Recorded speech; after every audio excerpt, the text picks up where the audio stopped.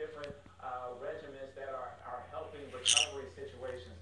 Teams are all in and trying to take care of business now, so let's go at it full speed ahead. And Tim, adding to the surreality of this is interim head coach, who was the coach of the month in the NBA. But let's go back to the preseason when it became apparent. There was a ton, and I almost Steve Kerr had empowered Luke Walton and all of his assistants last season to do a lot of different things, have a lot of responsibilities. It's a free thinking. When they want Kerr back, and you don't know exactly how Luke Walton's going to react when he's moving that here. But he's such a laid-back guy. He's been through it all. He, like his players, I think, kind of likes the attention. They succeed, they flourish when there's more talk about them. Maybe some teams don't like that. You see Luke Walton being very calm, microphone to him. And I think Luke Walton has kind of, from the get-go, has kind of said, listen, this is who we are. We were really good last year. Kerr put this program in place. All I'm doing is implementing it with a little here and there, little adjustments because you have to in every game. And Steph Curry being the leader of this team has just absolutely plugged that in and said, that's what we are. This is who we are.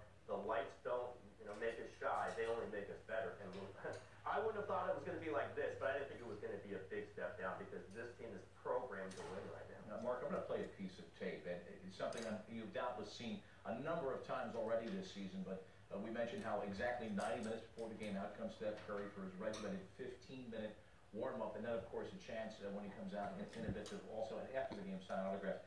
Here's the scene. I believe this is the Nets game, their last outing that took them to 22-0.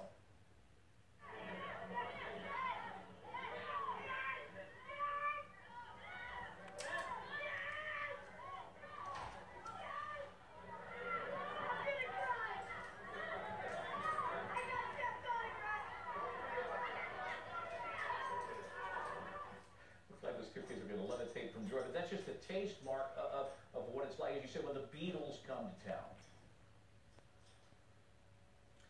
Yeah, it started last season, game steam, Steph's pregame practice routine. First he comes out and does all the ball handling stuff, and then not just shooting from normal or what you would call typical spots on the floor, but his willingness to back it out from 40 feet and hoist from there, and it has become a batting practice show. I know the Wall Street Journal did a big piece on it last week saying that the Warriors are thinking about maybe we need to open the doors early and put this thing on the big screen because people who are aware of it, they do want to see the pregame show as much as the show that starts once the ball is thrown up. It's something that people have been watching. The other thing to consider at 22-0, as I said at the top of the show, you assume they're going to lose at some point.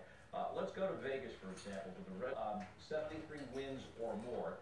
We were told that it's plus 250. I think you can err on the side of the Golden State. I think the situation that's taking place with the Philadelphia 76ers right now, they have a bunch of role players and they're trying to figure it out. And they have Jerry Colangelo now. And now they have Jerry Colangelo, which will help. We've seen what he's been able to do when he became the youngest. In 10 days. All teams, give it everything you got.